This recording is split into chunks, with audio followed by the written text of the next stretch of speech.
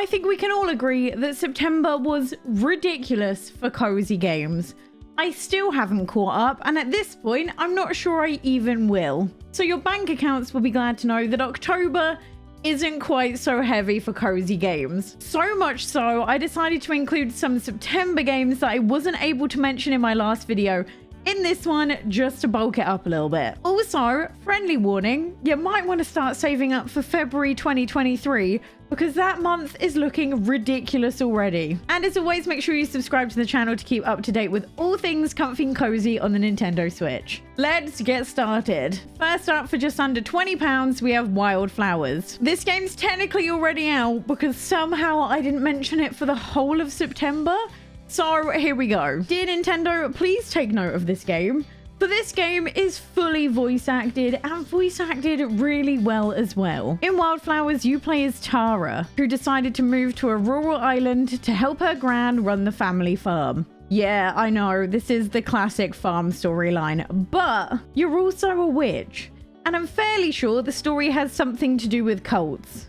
So yes, while you can do the classic farming sim activities like looking after crops, caring for animals, fishing, crafting, and finding the love of your life, which by the way, you can love whoever you want to in this game. Every evening, once you finish farming, you go and live your best witch life.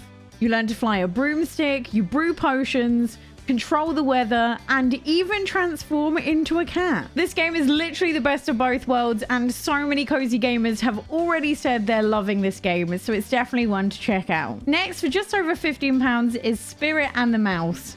And this basically lets you play as Remy from Ratatouille. The best way to describe this game is, you know how everyone lost their minds at the premise of Stray?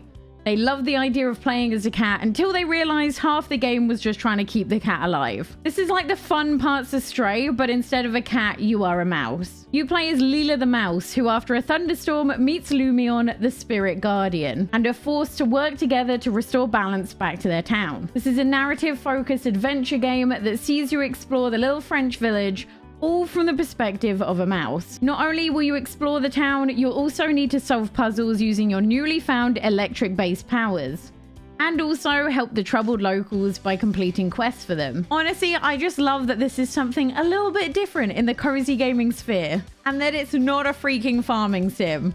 I love them, but we need some variety. Next, on the 30th September, we have another game I somehow haven't mentioned, and this is Bunny Park. This game is just under £4, and you'll be difficult to find better value for money. This game is definitely not a complex one, seeing you build and decorate a bunny park. And there looks to be a good variety of decorations as well. Your only goal is to care for the bunnies and make a popular and cute park. This looks like the perfect game if you just want to chill and play a game while watching TV in the evenings. And for the price, it looks pretty good. Next, coming out on the 4th of October is Yum Cookstar. And if you're thinking, wow, this game looks mighty similar to Cooking Mama, that's because it's made by the same people. More specifically, this is made by the makers of Cooking Mama Cookstar that came out on the Switch. And man, that game had so much controversy. I don't want to talk about it too much, but if you haven't looked up the drama surrounding the Cooking Mama game on the Nintendo Switch, you definitely should. There were rumors that it had hidden cryptocurrency, and it got removed from the eShop almost the moment it went up.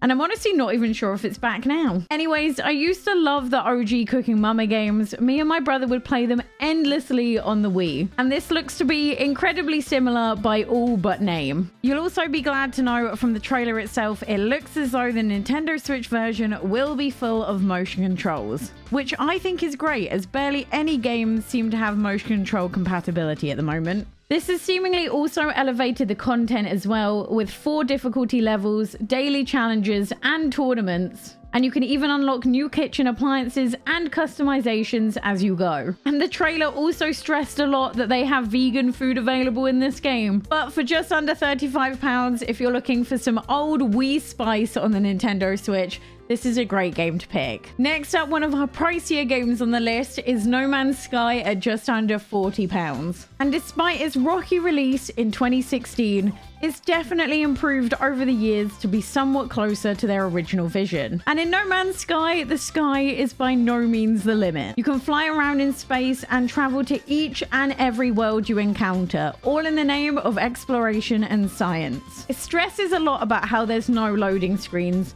However, I'm a bit sus of that on the Nintendo Switch. Although this game looks incredible and I cannot wait to play it, I would definitely hold out for reviews before picking this up. This game is an incredibly ambitious game to bring to something like the Nintendo Switch, and you're definitely better off waiting before you spend a single bit of your hard-earned money on this game. We're technically cheating with the next one as it comes out on the 2nd of November, but November is a busy month. This is Doraemon, Story of Seasons, Friends of the Great Kingdom. The Nintendo Switch doesn't have a price listed for it yet, but it seems to be on sale on Steam for just under £40. And although I don't need to explain to you what a Story of Seasons game is, this one's a little bit different. After arriving on a strange planet, the group meets a young boy and decide to live together on his farm.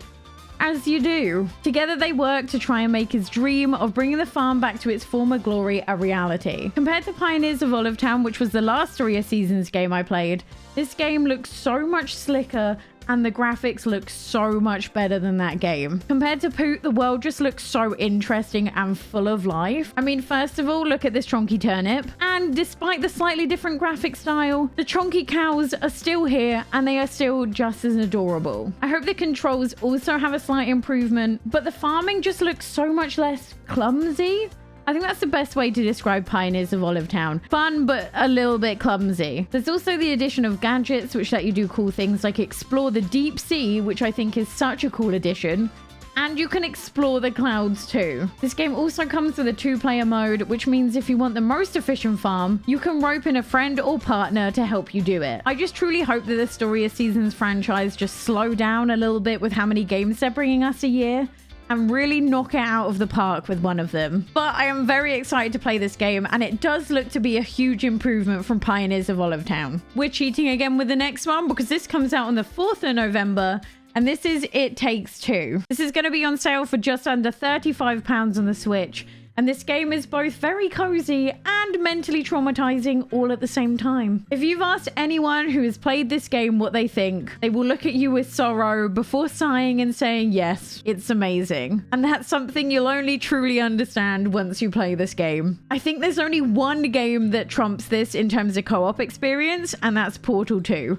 But this is a very close second. This game has one of the best co-op gameplay experiences I've ever played, requiring you and your partner to have good communication and at least some level of skill. With every moment you play this game, you never know what kind of challenge you're going to face next or what skills you need, with each area giving you new abilities and new obstacles to face. You play as a separated couple who are turned into dolls, and their only chance of returning back into humans is to work together and get along. Despite the fact you play as toys, there's nothing childlike about this game whatsoever, as this story depicts the real-world struggle of two separated parents wonderfully and beautifully. I truly hope this game runs well on the Switch, as it is such an enjoyable experience and a must-play if there's two of you wanting to play games together. That's everything on my list of games coming out in October.